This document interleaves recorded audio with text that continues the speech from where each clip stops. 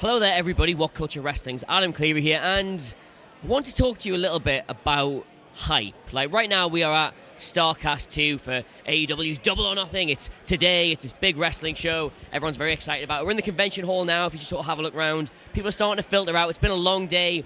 People meeting wrestlers, getting things signed, getting their photographs taken, the usual sort of stuff. And there is just so much hype. Genuinely not seeing anything like this outside of a WrestleMania Access. So we were in New York, we were in Orlando 2 years before that, and Access has that feeling of kind of like the fan culmination point of the biggest show of the year for a lot of people. And this has that exact same feeling. It feels like a WrestleMania weekend, but it isn't a WrestleMania weekend, is it? It is a event that is attached to effectively a one-off show for a promotion that doesn't even properly exist yet. The matches on it they're great, sure, but they've not had television build, they've not had 12 months of feuds, they've not really had anything leading up to them beyond simply people's desire to see these matches. And yet, we still have hype. We still have WrestleMania weekend levels of hype. Because I want to say hype for this, I don't just mean like people are getting carried away with these things, people are sort of losing their mind over stuff. I mean, genuinely, people are as excited about this as if it is the focal point of their year in wrestling. But the same way you get for WrestleMania, where it feels like everything has built up to this, we're getting that this weekend. Like, wherever you go, anybody in the entire city of Las Vegas, everyone's got a wrestling t-shirt on. The entire place has been taken over. There's people who have come who are not even involved in the show. Ex-WWE guys, current WWE guys. People are here because this feels like something very important is happening. But again, it's not even for something that's that substantial. At the end of the day, it might not even be a success. People don't know how well AEW is going to do, and yet people are treating it as if it is already the finished product, as if it's already the biggest thing in all of wrestling. So, why? Joey, pleasure. Thank you very much. In simple terms, why is this already as big as this is? Why are people investing in it so much from a fan perspective? Because wrestling right now is on a whole new uprise. We're entering another boom period in professional wrestling, and people want a new product. It's just seems like the WWE isn't delivering. When I go on social media, that's all I see is unhappy people. Besides the NXT product, of course, which people are always happy with. But yeah, this is going to be huge. The roster is sick. There's a lot of faces that people don't know yet, but I've been wrestling with on the independents for years, and those guys are going to over-deliver. So you're creating new stars. You got Kenny Omega, who's the best wrestler in the world on the roster. Chris Jericho too. It's going to be awesome, man. It's really going to be something else, and I'm looking forward to it. Why do you think so many people are throwing their weight behind All Elite specifically, though? Because you've done the indies, like, you know how thriving it is, how many other good promotions are out there. But all of a sudden it seems to be this that's really brought fans and wrestlers alike together to sort of find that new promotion and that new product. What's been different about this?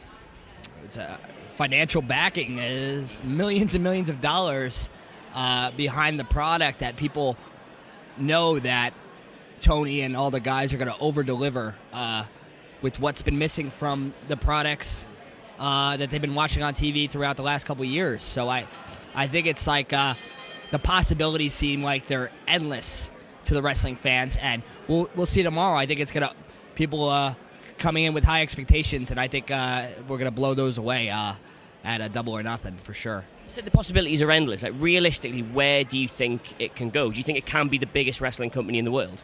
I think so. They got a deal on TNT, and I think it's going to be the debut episode for that is going to be the biggest professional wrestling ratings for a show in years. So, especially the first one, I think so, and I think that show is going to deliver, and I think it's going to cause some crazy stuff in this industry, and we're all going to make money, we're all going to be happy, and at the end of the day, we're all going to be friends. But who knows? You're entering another battle. There's not going to be any Monday Night Wars, not at least right now, but with two major TV deals, WWE getting the Fox deal and AEW getting the TNT deal, professional wrestling is coming back. I felt like MMA filled that void for years, and now MMA is kind of it's not a sinking ship, but it's entering a period where it's not as popular as it once was 10 years ago, and I feel like professional wrestling is coming to sit in the throne again, and I think AEW is going to be a huge part of that.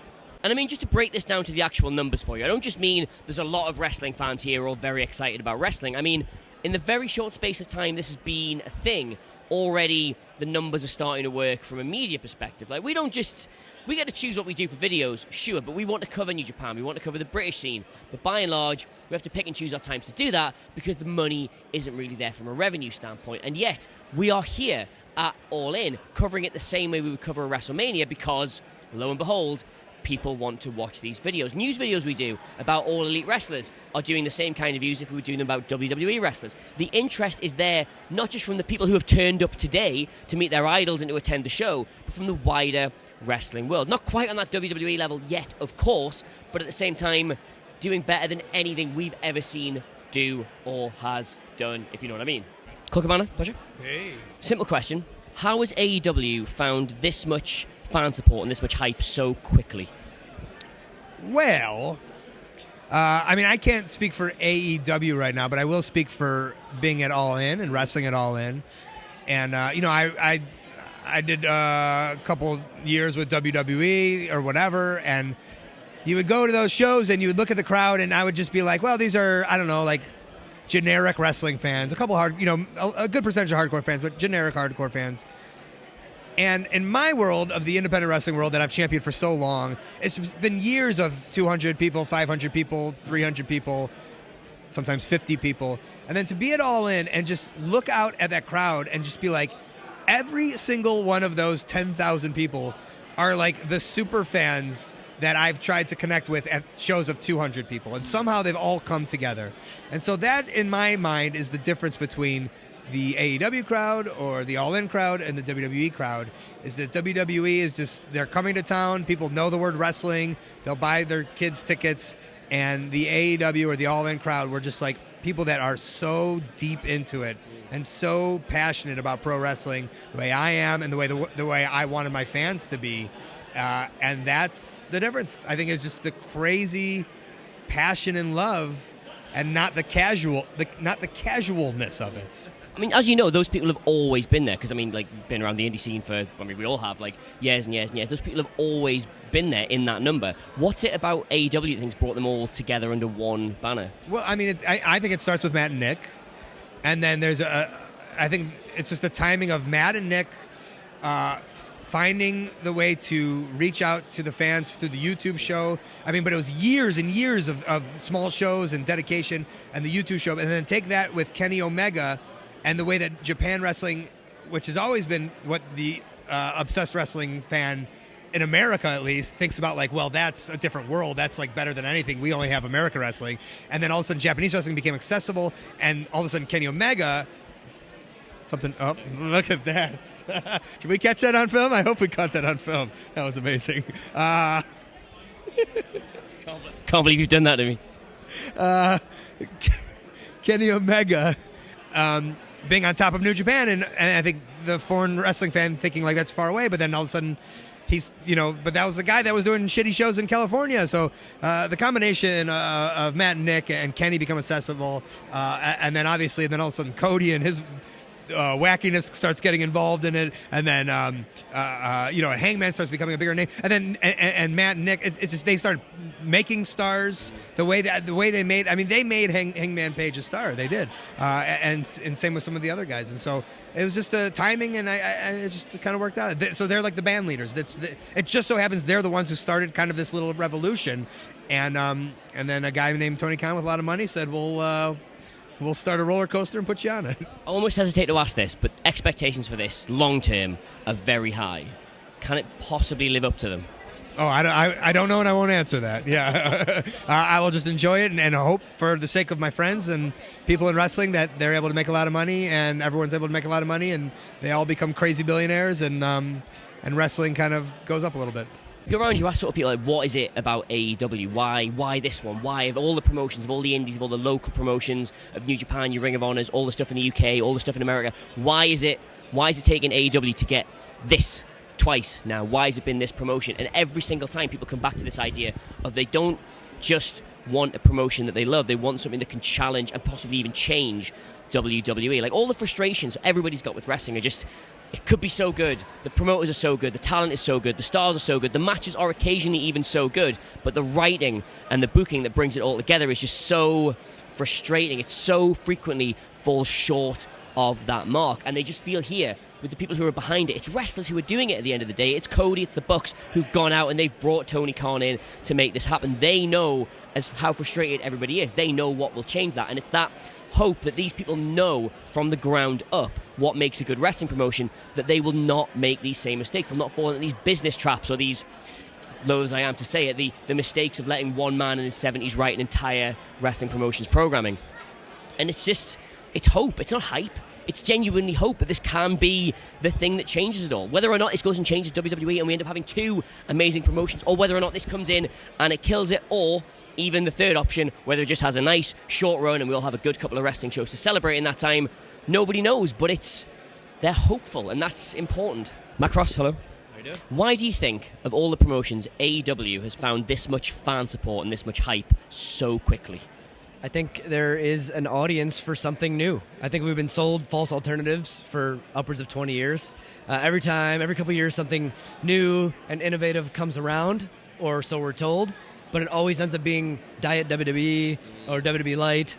I think Lucha Underground was like a genuine alternative. I think this is a genuine alternative. I think people just seek that out. So there's excitement. I mean, the past 20 years have been the dark ages, right? I mean, ever since 2001 when everything was purchased, there wasn't anything else. And I think people are just excited for options. And I think that speaks to society in general right now. There's so many independent artists, independent musicians. Like back in the day, it was if you didn't sign to Warner Brother Records, you were ruined. Now how many guys come up in hip hop and they make their own name and they make their own, and just that spirit of independent-minded spirit and everything, just kind of people. There's no substitute for authenticity. This is authentic. What do you think they'll do differently? I think they're focusing on the wrestlers, and I think it's kind of like run by the guys. I think other places suffer from that's the way it's always been.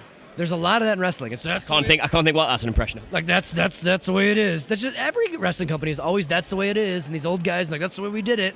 And now it's like a young new generation being like, okay, that's how we did it. Cool, respect, but maybe this. So I think it's being run by the boys. It's a lame term, but it's run by dudes. We're all just dudes. Like, I was on All In last year. I wasn't told to wear a suit. I don't wear a suit in real life, and I'm never going to wear a suit. I'm going to be 40 years old in a couple years. I've never tied a tie in my life, and I'm proud of that. That's my biggest success, So that's what this is all about. Like, just we're all dudes. We're all cool. We're all approachable. We're all just killing ourselves and trying to have a good time. So yeah, Double or Nothing, then TV, then the world. That's pretty much what everybody's hoping for, and I think that's about as much as you can say on all of this. It's not hype. It's not expectation. It's a little wing and a prayer. That's all this is, but could be something much, much, much, much better if it all goes well. Anyway, bigger point, let me know what you think of it all in the comments below, of course, and don't forget to like, share, and subscribe. But in the meantime, thank you so much for watching all of our Las Vegas coverage. It's been a ride. I've been Adam Cleary, and we'll see you soon.